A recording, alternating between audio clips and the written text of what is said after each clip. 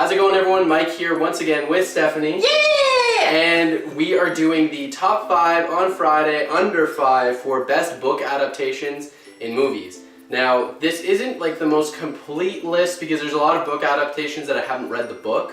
So I didn't want to like get into movies that I haven't read yet, so I can't really judge that. There's only one on this list that I have not read. It's just because the movie was so good, to me anyways.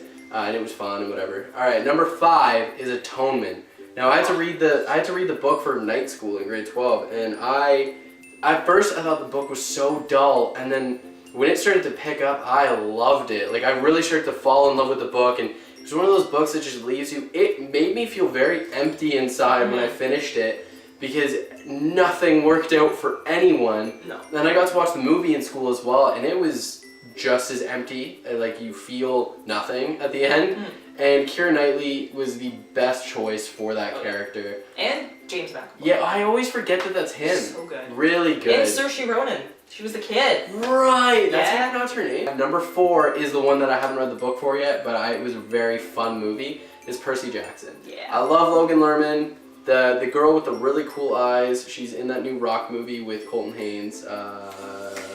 Vice City or whatever. Liberty City. It sounds like a Grand Theft Auto game. I know that.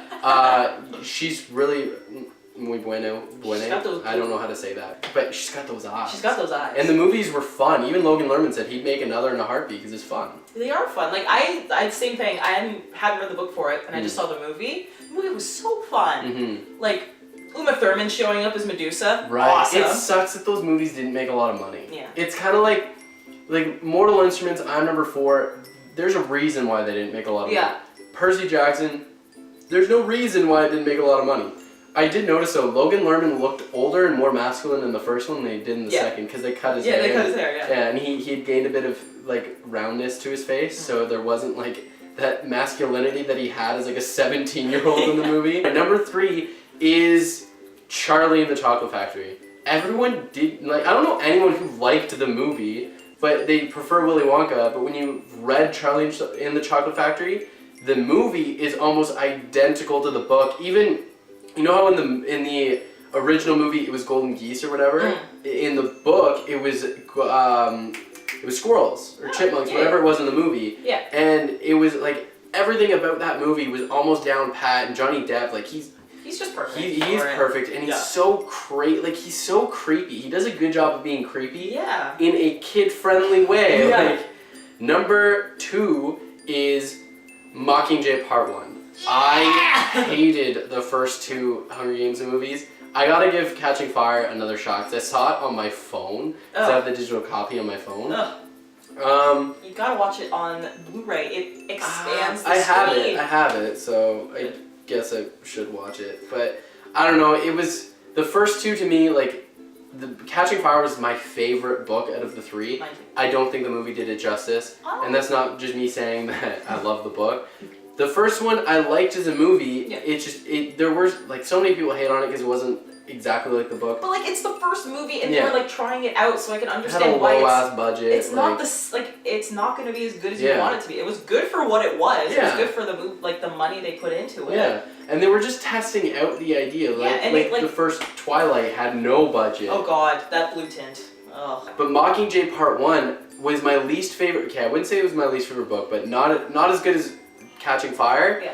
But they did a really good job with it. There was a point where I almost teared up during that movie. Yeah.